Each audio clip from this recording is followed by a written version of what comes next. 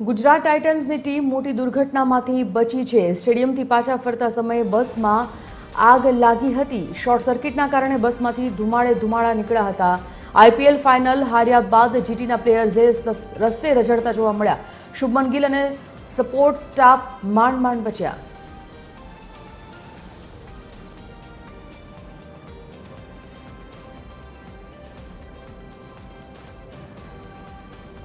તો ગઈકાલે મેચ પૂરી થયા બાદ જીટીની ટીમ પોતાની બસમાં બેસીને જઈ રહી હતી ને તે દરમિયાન આ બસમાં આગ લાગી હતી।